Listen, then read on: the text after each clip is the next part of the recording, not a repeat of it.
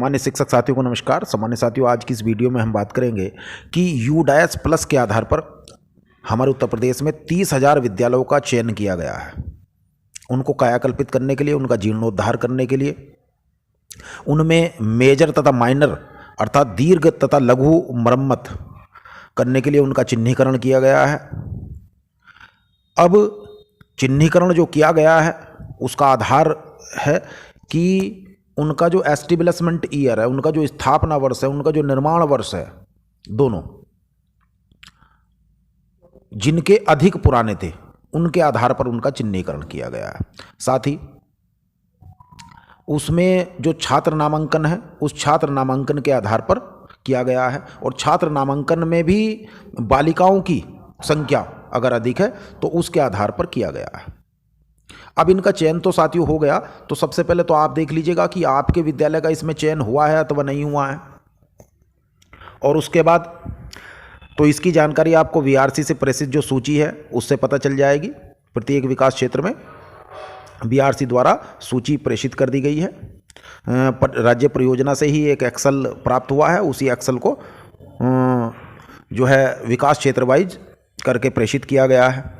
तो वहाँ से देख लें कि आपके विद्यालय का इसमें चयन है अथवा नहीं। यदि आपके विद्यालय का इसमें चयन है तो आपको अपने विद्यालय का एक सर्वे फॉर्म प्रेरणा ऐप के माध्यम से भरना है। किस प्रकार वो आप सर्वे फॉर्म भर पाएंगे, आज की इस वीडियो में मैं उसी सर्वे फॉर्म के बारे में बात रखूंगा, और साथ ही उस सर्वे फॉर्म में आने वाले कुछ प्रश्न हैं कि स्थापना वर्ष क्या है, निर्माण वर्ष क्या होता है। हमारे शिक्षक साथी कंफ्यूज हो जाते हैं। साथ ही देखिएगा उसमें प्रश्न है कि मुख्य भवन और कक्षा कक्षों में एप्रन मरम्मत की आवश्यकता। तो कक्षा कक्षों में ये जो एप्रन है ये क्या होता है, शिक्षक साथी इसे समझ पाए। सॉकपिट को आप सभी जानते ही हैं। एक वहाँ पर आवश्यकता पड़ेगी कि बालक बालिकाओं का शौचालय कितनी संख्या पर आवश्यकता होती है, तो कितनी संख्या हो जो हम बालक बालिका शौचालय की आगे डिमांड कर पाएँ। ठीक, तो इस प्रकार के उसमें कुछ प्रश्न हैं, उन प्रश्नों के उत्तर भी मैं देने का प्रयास करूंगा। ठीक है साथियों, तो इन्हीं 30,000 चयनित विद्यालयों को प्रेरणा ऐप के माध्यम से सर्वे फॉर्म भरना होगा। तो किस प्रकार से सर्वे फॉर्म को हम भरेंगे साथियों देख लेते हैं। सबसे पहले आप गूगल प्ले स्टोर खोलिएगा और प्रेरणा उत्तर प्रदेश, ये जो ऐप है अपना प्रेरणा ऐप जिसको कहते हैं, तो इस प्रेरणा उत्तर प्रदेश ऐप को यहाँ पर लिख लीजिएगा, प्रेरणा उत्तर प्रदेश। यहाँ पर आप क्लिक कर लीजिएगा। क्लिक करने के बाद इस प्रेरणा उत्तर प्रदेश ऐप को आप इंस्टॉल कर लीजिएगा। चलिए इंस्टॉल हो जाता, ओपन कर लेते हैं साथियों। यहाँ से ओपन करने के पश्चात देखिएगा ये प्राइवेसी पॉलिसी है, इसको ऊपर की तरफ स्क्रॉल कर लीजिएगा, इस तरह से ऊपर करते जाइएगा सारा, और उसके बाद नीचे एक्सेप्ट पर आप क्लिक कर लीजिएगा। एक्सेप्ट पर क्लिक करने के बाद एक बार और आप एक्सेप्ट पर फिर क्लिक करेंगे और इस तरह का इंटरफेस यहाँ पर प्रदर्शित होगा। यहाँ पर ये देखिएगा वाइल यूजिंग द ऐप, ये टेक पिक्चर्स के लिए कुछ परमिशन अलाउ करनी है, फिर दोबारा अलाउ कर दीजिएगा, और उसके बाद फ़ोटो के लिए भी अलाउ कर दीजिएगा। इसके पश्चात इंग्लिश या हिंदी जो भी आप इसमें लैंग्वेज चाह रहे हैं उसको नोट कर उस पर क्लिक कर दीजिएगा। चलिए, और यहाँ पर एंटर यूज़र आईडी में अपना जो एमडीएम में रजिस्टर्ड मोबाइल नंबर है उसको यहाँ पर साथियों भर लीजिएगा। मोबाइल नंबर भरने के बाद आगे बढ़ें। नेक्स्ट, इस प्रकार से देखिएगा ये 1 मिनट यहाँ पर चलेगी, इतने एक 4 अंकों का ओटीपी आपके नंबर पर चला गया है। उस ओटीपी को यहाँ पर भर लेंगे, और वो भरा तभी जाएगा जब ये 1 मिनट पूरी समाप्त हो जाएगी। इतना सब आप जानते ही हैं। 4 अंकों का ओटीपी भरकर हमने सबमिट किया। उसके पश्चात यहाँ साथियों देखिएगा पिन बना लेते हैं, कोई भी 4 अंकों की पिन बनाई, उस पिन को ही हमने कन्फर्म कर दिया। ठीक, उसके पश्चात हमने देखिएगा यहाँ पर जो कीपैड आपका रहेगा, तो यहाँ पर एक समस्या हो सकती है कि बैक कैसे जाएं। ठीक है, यहाँ पर बैक कैसे जाएं, तो ऐसी स्थिति में हमारा जो नीचे देखिएगा ये जो कीपैड है, इस कीपैड को समाप्त करना पड़ेगा। तो नीचे हमारा जो कीपैड में एरो होता, उस एरो पर हम लोग क्लिक करेंगे। ठीक, उसके बाद ही यहाँ पर ये रजिस्टर का ऑप्शन हमको प्रदर्शित होगा। तो साथियों यहाँ पर देखिएगा ये रजिस्टर का जो ऑप्शन है, अब इस पर क्लिक कर देते हैं। क्लिक करने के पश्चात यहाँ पर देखिएगा एंटर यूज़र आईडी और एंटर पिन, जो आपने जो पिन बनाई है, ठीक 4 अंकों की पिन बनाई है उसको, और मोबाइल नंबर को यहाँ पर भर लीजिएगा। चलिए यहाँ पर भर लेते हैं मोबाइल नंबर और नीचे पिन भर लेते हैं। इस प्रकार मोबाइल नंबर ऊपर दर्ज किया और नीचे 4 अंकों का जो अभी पिन बनाया था उस पिन को दर्ज किया और उसके पश्चात यहाँ से नीचे से आप जो है सबमिट या लॉगिन कर दीजिएगा। ठीक है साथियों, तो यहाँ से लॉगिन कर देते हैं। अब इस प्रकार से ऐप में आप एंट्री हो जाते हैं इसमें। ठीक, इसके पश्चात साथियों यहाँ पर सबसे नीचे देखिएगा ये लिखा आ रहा सर्वे फॉर्म। क्या लिखा आ रहा साथियों? ये सर्वे फॉर्म लिखा आ रहा है। तो इस सर्वे फॉर्म पर हमें क्लिक करना है। जैसे ही आप सर्वे फॉर्म पर क्लिक करते हैं यहाँ पर देखिएगा 2 चीज़ें आ रही हैं, एक तो सर्वे फॉर्म आ रहा है यहाँ पर और दूसरा रिपोर्ट देख सकते हैं आप। तो पहले आप सर्वे फॉर्म के माध्यम से सर्वे अपना जो मेजर और माइनर आपको मरम्मत करानी है अपने विद्यालय की, जिसके लिए चयन हुआ है, उसको भर लीजिएगा। 13 प्रश्न है और उसके पश्चात रिपोर्ट में यहाँ देखा जा सकता है। तो सर्वे फॉर्म पर हम क्लिक करते हैं और क्लिक करने के पश्चात देखिएगा इस प्रकार की साथियों ये डिटेल प्राप्त होगी। आपके जनपद का नाम, विकास क्षेत्र का नाम, ग्राम पंचायत का नाम, और ये सभी एडिट हो सकते हैं। देखिएगा जैसे अभी ग्राम पंचायत का नाम है यहाँ पर साथियों, तो ग्राम पंचायत का नाम यहाँ पर एडिट हमें करना, तो यहाँ से एडिट आप कर सकते। ग्राम पंचायत का नाम हमारे द्वारा एडिट कर दिया गया जी साथियों। तो इस प्रकार से कोई भी चीज़ इसमें एडिट हो सकती है। उसके बाद विद्यालय का प्रकार आपने लिखा है, यानी कि पीएस लिखा जाएगा, यूपीएस लिखा जाएगा या कंपोजिट लिखा जाएगा। और यहाँ पर विद्यालय का जब नाम आप लिखेंगे तो उसके आगे देखिएगा पीएस, यूपीएस या कंपोजिट नहीं लिखना है। ठीक है, जैसे हमारे विद्यालय का नाम है पीएस अलहदादपुर मुबारक, तो हमने जो पीएस है वो ऊपर कैटेगरी ऊपर आ गई है, यहाँ केवल लिखेंगे अलहदादपुर मुबारक। ऐसा नहीं है कि ऊपर भी पीएस यूपीएस लिख देते हैं और नीचे फिर प्रारंभ में पीएस लगाएं यूपीएस लगाएं, ऐसा नहीं लगाना है। ठीक है, और सभी डिटेल साथियों कैपिटल में ही इसमें भरनी है। उसके बाद विद्यालय का यूडैस कोड आप चेक कर लीजिएगा। यहाँ बात करते हैं स्थापना वर्ष की। देखिएगा यहाँ स्थापना वर्ष है और यहाँ पर देखिएगा विद्यालय का निर्माण वर्ष है, तो दोनों में कन्फ्यूजन की आवश्यकता नहीं है। स्थापना वर्ष क्या होता और निर्माण वर्ष क्या होता? देखिए स्थापना वर्ष वो होता जिस दिन आपके विद्यालय में पहला नामांकन होता है। ठीक है, यानी कि पहला प्रवेश, पहला जो बच्चा है उसकी पहली एंट्री जब होगी तो उसको कहते हैं स्थापना वर्ष।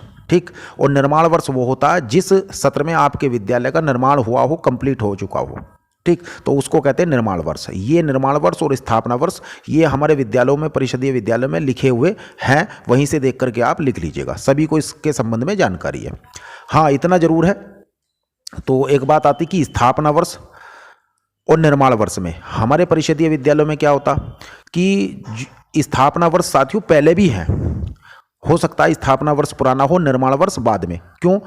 क्योंकि हमारे विद्यालय चल रहा है, किसी प्राइवेट बिल्डिंग में चल रहा था, तो वहाँ पे लगातार बच्चों के एडमिशन चल रहे थे और उसके बाद विद्यालय के लिए जगह मिली है अपने और उसका निर्माण हुआ है। तो ऐसी स्थिति में स्थापना वर्ष पुराना हो जाएगा और निर्माण वर्ष बाद का हो जाएगा। जबकि जो मान्यता प्राप्त विद्यालय या प्राइवेट या एडेड विद्यालय होते हैं तो उनके यहाँ क्या हुआ है, उनके यहाँ पहले बिल्डिंग बनी है, तो पहला निर्माण वर्ष है और उसके बाद उसमें एडमिशन हुए हैं, तो उनके बाद स्थापना वर्ष है। ठीक है साथियों, तो ये चीज़ें हैं। तो स्थापना वर्ष और निर्माण वर्ष यहाँ पर आप भर लीजिएगा। ठीक, उसके बाद छात्र नामांकन यहाँ पर भरा हुआ है, एक बार चेक कर लीजिएगा। नीचे यहाँ पर देखिएगा बालक बालिकाओं की छात्र संख्या लिख लीजिएगा। इसके पश्चात देखिएगा यहाँ विद्यालय में कुल कक्षा कक्ष, जहाँ पर बच्चे पठन पाठन और शैक्षणिक गतिविधियाँ कर रहे हैं, तो आप देख लीजिएगा आपके यहाँ विद्यालय में कुल कितने कक्षा कक्ष हैं। अब कक्षा कक्ष में ये मत लगाइएगा जो ऑफिस वाला कमरा है या किचन वाला है या ये है, इनको कक्षा कक्ष नहीं कहते हैं, बल्कि जिनमें पठन का काम चल रहा है उनको केवल आप यहाँ पर काउंट करिएगा। ठीक, उसके बाद प्रधानाध्यापक का मोबाइल नंबर यहाँ पर लिखिएगा, नाम लिखिएगा। इसके बाद देखिएगा जो 13 प्रश्न वे कौन कौन से हैं। तो सबसे पहले हमारे दीर्घ मरम्मत से संबंधित, यानी कि जो मेजर रिपेयरिंग है उससे संबंधित हमारे ये प्रश्न प्रारंभ हो गए हैं। क्या समस्त कक्षा कक्षों में टाइलीकरण है? अब देखिएगा यहाँ चुनना है या नहीं है, तो भाई हमारे यहाँ नहीं है। अगर है आप हाँ कर देते हैं तो आगे के क्वेश्चन देखिएगा इसमें से नहीं ओपन होगा। लेकिन यदि आप इसमें नहीं भर देते हैं, मैं देखिएगा नहीं यहाँ पर भरकर प्रदर्शित करना, तो आगे का हमारा ये ऑप्शन खुल गया है कि भाई समस्त कक्षा कक्षों में देखिए टाइलीकरण नहीं है। यदि नहीं है तो कितने कक्षा कक्षों में टाइलीकरण की आवश्यकता है। तो भाई मेरे यहाँ 5 कमरे थे, 5 कमरों में से क्या हुआ है, जो 2 कमरों में ही टाइल लगी है, तो ऐसी स्थिति में हमने क्या कर दिया, जो हमारे 3 कमरे हैं वो शेष हैं, तो हमने 3 कमरे और भर दिए। उसके पश्चात देखिएगा यहाँ पर विद्यालय में प्लास्टर की मरम्मत की आवश्यकता है या नहीं है। अब दीवार पर जो प्लास्टर है तो उसकी देखिएगा टूट फूट हो गई है, उसकी अगर आपको मरम्मत की आवश्यकता है तो वो भी दीर्घ मरम्मत में आता है। आप बताइएगा आवश्यकता है या नहीं है। तो यहाँ पे लिख दिया मैंने आवश्यकता है, भाई मुझे आवश्यकता है, मुझे दीर्घ मरम्मत करानी है। अब करानी है तो बताइएगा कितने वर्ग मीटर, तो कितने वर्ग मीटर प्लास्टर की आवश्यकता है। तो ऐसी स्थिति में साथियों आप जो है वर्ग मीटर में यहाँ पर नाप करके लिख देंगे। एक आइडिया ले लीजिएगा कितने वर्ग मीटर आपको प्लास्टर की मरम्मत करानी है। तो यहाँ देखिएगा कक्षा कक्षों की छत मरम्मत की आवश्यकता कितनी है, तो छत की मरम्मत देखिएगा अगर आवश्यकता है या नहीं है। तो हाँ, अगर आपको नहीं है तो देखिएगा नहीं करता हूँ तो आगे के ऑप्शन नहीं खुल पाएंगे इसमें। लेकिन अगर यदि मैंने लिख दिया हाँ मुझे कक्षा कक्ष की छत की मरम्मत की भी आवश्यकता है, ठीक, यदि हाँ तो कुल कितने कमरों में छत की मरम्मत की आवश्यकता है, तो मुझे 2 कमरों में छत की मरम्मत की आवश्यकता है, यस। इसके बाद कक्षा कक्ष में दरवाजे खिड़की के मरम्मत की आवश्यकता है या नहीं है, तो हमने लिख दिया भाई दरवाजे या खिड़की की मरम्मत की आवश्यकता अगर हम करते हैं हाँ है हमें, तो यहाँ पर आपको देना पड़ेगा कि कितने दरवाजों, यदि हाँ तो कुल मरम्मत योग्य दरवाजे, अर्थात आपको कितने दरवाजों की मरम्मत करानी है, तो बताइएगा उनमें से। अब आप हमें करानी है 2 दरवाजों की मरम्मत हमें करानी है, तो यहाँ लिख दिया हमने। कुल कितने खिड़कियों की मरम्मत आपको करानी है, यहाँ लिख दीजिएगा, तो हमें 3 खिड़कियों की मरम्मत करानी है, यहाँ लिख दिया। उसके बाद मुख्य भवन और कक्षा कक्षों में एप्रन मरम्मत की आवश्यकता है या नहीं है। ये क्या होता है भाई एप्रन? सामान्य साथियों, जो हमारा विद्यालय भवन है या कमरा है, तो आप देखते होंगे उस कमरे के जो दीवार होती है वहाँ पर पानी आने लगता है, ठीक है। ऐसी स्थिति में उसके सामने हम क्या करते हैं, लगभग 2 फीट या 3 फीट चौड़ाई में हम सीमेंट से एक फर्श सा बना देते हैं, ठीक है ना, जिससे कि उसमें पानी ना आए। इसी तरह से देखते हैं कि मुख्य भवन जो होता है, मुख्य भवन के सामने हम क्या बनाते हैं, जो सीमेंटेड फर्श डाल देते हैं, ठीक है, आने जाने के लिए भी और पानी के द्वारा मिट्टी का कटाव ना हो, अर्थात उस भवन को बचाव के लिए, ठीक है। तो उस चीज़ को कहते हैं हम एप्रन। तो आप देखिएगा जो या एक हल्का सा रपटा सा भी बना देते हैं आप उसमें, तो जो मुख्य भवन या कक्षा कक्षों के सामने जो ये एप्रन होता है, ये जो हल्का सा रपटा सीमेंट का बना देते हैं आप, ठीक है ना, या दीवार के साइड में आप बना देते हैं, ठीक। तो ये है या नहीं है, ठीक। अगर है और उसमें मरम्मत की आपको आवश्यकता है तो यहाँ लिख दीजिएगा मरम्मत की आवश्यकता है या नहीं है। हाँ, हमें मरम्मत की आवश्यकता है इसमें। अब मरम्मत की आवश्यकता है तो बताइए एप्रन की लंबाई कितनी है, तो आप इसकी लंबाई नाप करके लिख दीजिएगा कि हमें 10 मीटर का, 5 मीटर या 6 मीटर। तो हमारा जो गेट है वो 8 मीटर का था, तो ऐसी 8 फुट का था, तो हम इसको मीटर में यहाँ पर दर्ज कर देंगे, ठीक है साथियों। इसके पश्चात विद्यालय में अवस्थित बालक बालिका शौचालय में मरम्मत की आवश्यकता है या नहीं है, तो हमें आवश्यकता है, यहाँ चेक कर दिया हमने, हाँ आवश्यकता है। अगर आवश्यकता है तो देखिए कई सारे कॉलम यहाँ पर खुल करके ये आ गए हैं, ये सभी हमारे जो हैं यहाँ तक अगर हमें मरम्मत की आवश्यकता है तब ये खुल करके आ गए हैं। तो चलिएगा देख लीजिएगा, हमने लिख दिया कुल मरम्मत योग्य टाइलीकरण की आवश्यकता शौचालय में कितने वर्ग मीटर में, तो यहाँ वर्ग मीटर लिख दीजिएगा, 10 वर्ग मीटर, 20 वर्ग मीटर, जो भी आपके हिसाब से है या 2 वर्ग मीटर। दरवाजे की मरम्मत की आवश्यकता, अब यहाँ दरवाजे अगर मरम्मत की आवश्यकता है तो आप लिख लीजिएगा, नहीं तो यहाँ शून्य दर्ज कर दीजिएगा। देखिए जहाँ पर आपको आवश्यकता नहीं है वहाँ पर इसमें शून्य दर्ज कर देंगे। सीट की आवश्यकता है, सीट की आवश्यकता भी हमें मरम्मत की नहीं है, 0। ऐसी स्थिति में यूरेनल की आवश्यकता, हमें यूरेनल की आवश्यकता 0। वाश बेसिन की आवश्यकता, हाँ वाश बेसिन 1 लगनी चाहिए, तो 1 वाश बेसिन की आवश्यकता हमें। सोक पिट, क्या होता है सोक पिट, ये आप जानते हैं पानी सोखने का जो गड्ढा होता है, ठीक। तो बताइएगा जो गड्ढा है शौचालय का वो अगर टूट फूट गया है, जाम हो गया है और उसकी मरम्मत की आपको आवश्यकता है, तो यहाँ पर लिख दीजिएगा कितने की आवश्यकता है, हमें भी 1 की आवश्यकता है, ठीक। 1 सॉकेट की मरम्मत की आवश्यकता है। उसके बाद है रनिंग वाटर की, नल जल आपूर्ति की मरम्मत की आवश्यकता रुपए में। तो देखिएगा यहाँ एक आइडिया आप अपने हिसाब से ही आइडिया लिख दीजिएगा, ठीक, कि लगभग कितने रुपए की यहाँ आवश्यकता है। ऐसा नहीं है कि बिल्कुल एक्यूरेसी में हो, अब एक यहाँ पर आपको अपना आइडिया लिखना है कि लगभग इतने पैसे की यहाँ पर आवश्यकता है। इसके बाद विद्यालय में अवस्थित किचन में मरम्मत की आवश्यकता है या नहीं है। अब किचन में आवश्यकता है या नहीं है, तो हाँ किचन में भी आवश्यकता है, हमें यहाँ पर लिख दिया हमने मरम्मत की आवश्यकता है, हाँ मरम्मत की आवश्यकता है। अब कितने में टाइलीकरण की आवश्यकता है, तो यहाँ पर लिख दीजिएगा। उसके बाद दरवाजों की आवश्यकता, दरवाजे भाई सही हैं, 0 लिख दिया हमने। और नल जल आपूर्ति, तो नल जल आपूर्ति के लिए कितने रुपए की आवश्यकता पड़ेगी, ठीक है, वो यहाँ पर आप रुपए भर देंगे, रुपए की एंट्री यहाँ पर कर देंगे, ठीक है साथियों। तो ये थे हमारे खंड 1 जो था उससे संबंधित प्रश्न। और उसके बाद चलते हैं हम शौचालय या जो मूत्रालय है उससे संबंधित प्रश्न। विद्यालय में छात्र संख्या, यहाँ देख लीजिएगा, विद्यालय में छात्र संख्या के आधार पर अतिरिक्त बालक बालिका शौचालय की आपको आवश्यकता है या नहीं है। अब बहुत सारे ऐसे विद्यालय हैं जहाँ पर एक ही शौचालय की यूनिट बनी हुई है, एक बालक एक बालिका, लेकिन वहाँ पर छात्र संख्या अधिक है, तो ऐसी स्थिति में और भी आवश्यकता पड़ती। तो यहाँ पर साथियों नोट कर लीजिएगा कैसे एक आइडिया हम लगाएं, तो कैसे हम पता करें। तो साथियों ध्यान रखें कि 80 कोई भी विद्यालय है, 80 अगर अनावासीय विद्यालय है, जैसे कि हमारे परिषदीय विद्यालय हैं अनावासीय, मैं कस्तूरबा की बात नहीं कर रहा हूँ, अनावासीय की बात कर रहा हूँ, वहाँ पर 80 बालकों के लिए, 80 बॉयज़ के लिए एक यूनिट की आवश्यकता होती है शौचालय की। तो अपना हिसाब लगा लीजिएगा आपके विद्यालय में कितने बालक हैं, ठीक। तो 80 बालकों के लिए एक यूनिट की आवश्यकता होती है और 40 जो गर्ल्स हैं, 40 लड़कियों पर एक यूनिट की आवश्यकता होती है। तो इसके हिसाब से आप शौचालय का भी लगा सकते हैं कि भाई आपको अतिरिक्त की आवश्यकता है अथवा नहीं है। इसके बाद देख लीजिएगा, अब हमें वहाँ आवश्यकता है, तो देखिए हमने हाँ पर टिक कर दिया, तो बताइएगा इसमें है तो बालक शौचालय। अब मुझे बालक शौचालय की आवश्यकता नहीं है, तो मैंने कितना लिख दिया 0। ये ध्यान देने वाली बात है, बालक शौचालय की आवश्यकता नहीं थी तो मैंने कितना भर दिया 0, और बालिका शौचालय मुझे कितना चाहिए यहाँ पर 1, तो मैंने 1 दर्ज कर दिया। शौचालय के निर्माण हेतु स्थान की उपलब्धता, स्थान है हमारे यहाँ, हाँ स्थान है, अगर स्थान है तो लिख दीजिएगा हाँ, अन्यथा नहीं। इसी तरह से देखिए बिजली, विद्यालय में विद्युत कनेक्शन है या नहीं है, तो यहाँ पर लिख दीजिएगा मेरे विद्यालय में विद्युत कनेक्शन है, तो आगे के प्रश्न सभी बंद हो जाएंगे। और यदि आपके में नहीं है, यहाँ पर नहीं करते हैं, तो 2 प्रश्न आगे ओपन होंगे कि बताइएगा आपने जो झटपट पोर्टल है उस पर आवेदन कर दिया नहीं कर दिया। तो देखिएगा झटपट पोर्टल ये ऑनलाइन है बिजली विद्युत विभाग का, उस पर आपको क्या करना होगा, अपना विद्युत कनेक्शन लेने के लिए अपने विद्यालय का झटपट पोर्टल पर क्या आवेदन करना होगा, ठीक है। यदि आपने आवेदन कर दिया है तो आप लिख दीजिएगा हाँ, और आगे यदि आपने जो है आवेदन नहीं किया है तब लिख देंगे आप नहीं।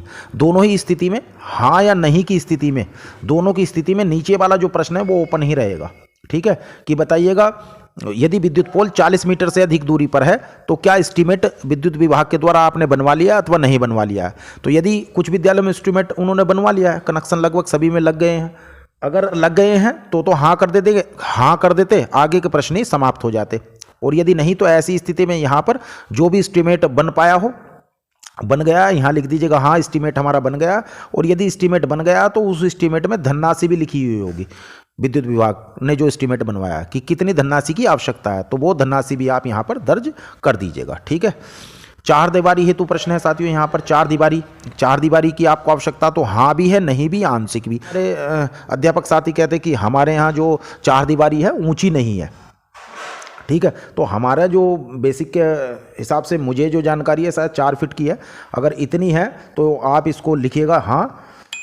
और इसके साथ साथ विद्यालय में 4 दीवारी है या नहीं है, तो इसमें यदि कहीं पर आंशिक है, कम है, तो आप आंशिक में लिखिएगा और उसकी फिर बाद में यहाँ पर लंबाई लिख दीजिएगा, ठीक है साथियों। लेकिन ऐसा ना करें कि चारों तरफ से है और लगभग 4 फीट ऊंचाई की है फिर भी आप दे रहे हैं, तो वो उचित नहीं है।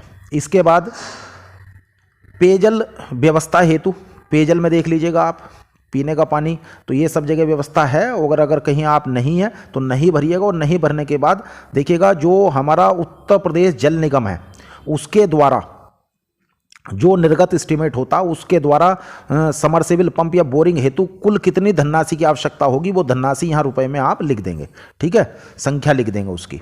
तो कितनी धनराशि की आवश्यकता होती, तो मैं आपको एक आइडिया बता रहा हूँ, आइडिया क्या बता रहा हूँ, 2020 का बता रहा हूँ, जो उत्तर प्रदेश जल निगम द्वारा है निर्गत एस्टीमेट के आधार पर सन 2020 की बात बताता हूँ, उसमें 50,600 रुपये का एस्टीमेट तैयार होता था एक यूनिट के लिए, ठीक है, एक विद्यालय में पेयजल की व्यवस्था करने के लिए। तो आप यहाँ पर देख लिए भर दीजिएगा 50,600 भर दीजिएगा यहाँ पर, ठीक। इसके बाद विद्यालय में रंगाई पुताई है या नहीं है, तो ऐसी स्थिति में रंगाई पुताई हाँ है। और क्या विद्यालय में बच्चों के पठन पाठन हेतु फर्नीचर उपलब्ध है या नहीं है, तो देखिए हाँ है तो सही, नहीं है तो आंशिक रूप से। अगर नहीं है तो ऐसी स्थिति में नीचे के देखिएगा प्रश्न खुल जाएंगे और यहाँ पर आ जाएगा यदि नहीं अथवा आंशिक रूप से फर्नीचर है, ठीक, तो यहाँ पर बच्चों की संख्या अंकित करें, कितने बच्चों के लिए फर्नीचर की आवश्यकता है, तो बच्चों की संख्या यहाँ पर अंकित कर सकते हैं, ठीक है साथियों। और यदि यहाँ पर आप लिखते हैं हाँ, तो हाँ भरने के बाद देखिएगा क्या बच्चों में फर्नीचर उपलब्ध है, यदि हाँ तो क्या विद्यालय में पूर्व से उपलब्ध फर्नीचर की मरम्मत की आवश्यकता है, तो यहाँ आप लिख सकते हैं मरम्मत की आवश्यकता, हाँ मरम्मत की आवश्यकता है। अब मरम्मत योग्य फर्नीचर की संख्या नीचे अंकित कर दीजिएगा, कितने मरम्मत की आवश्यकता है। यदि आप साथियों यहाँ पर नहीं भरते हैं कि मरम्मत की आवश्यकता नहीं है, देखिएगा यहाँ पर आपने यहाँ ध्यान देने वाली बात है साथियों, क्या विद्यालय में बच्चों के पठन पाठन हेतु फर्नीचर उपलब्ध है? आपने कर दिया हाँ उपलब्ध है। तो क्या फर्नीचर की मरम्मत की आवश्यकता है? नहीं है, नहीं है। उसके बाद ये वाला प्रश्न खुल करके नहीं आना चाहिए था, ठीक है। तो इस ऐप में इस प्रश्न में कमी है, ये इस जगह पर ये प्रश्न नहीं आना चाहिए था, फिर भी आ गया है। तो ऐसी स्थिति में आप यहाँ क्या करेंगे, मरम्मत योग्य फर्नीचर की संख्या यहाँ पर आप लिख देंगे 0, क्या अंकित कर देंगे साथियों यहाँ पर 0, तभी ये सेव या सुरक्षित हो पाएगा, ठीक है।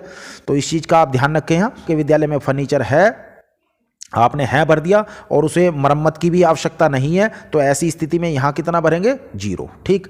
अगर यहाँ पर मरम्मत की आवश्यकता होती, हाँ करते आप, तब आप यहाँ पर लिख सकते थे कि मरम्मत योग्य फर्नीचर की संख्या। तो इस प्रकार से साथियों इसको भरना है और भरने के बाद आप सुरक्षित कर देंगे। जैसे ही आप इसे सुरक्षित कर देंगे, ये सारी की सारी सर्वे रिपोर्ट आपको देखिएगा यहाँ इस जगह प्रदर्शित हो जाएगी। तो आप इस सर्वे रिपोर्ट पर क्लिक करिएगा और क्लिक करने के बाद इस पूरी सर्वे रिपोर्ट को देख लीजिएगा। यह कार्य साथियों हमसे मांगा गया है, आपसे 15 जनवरी तक हम लोगों को कंप्लीट करना है, ठीक है। तो प्रयास करिएगा। मैं समझता हूँ इसमें दिए गए जितने भी प्रश्न हैं उनके सभी के संभावित के उत्तर आपको मिल गए होंगे। तो शीघ्रता से आप अपने विद्यालय का जो सर्वे फॉर्म है इस पर आप भर दीजिएगा, ताकि इस काया आपके विद्यालय में ये कायाकल्पित कार्य हो सके, ठीक है साथियों। इन्हीं शब्दों के साथ मैं अपनी वीडियो को समाप्त करता हूँ। धन्यवाद।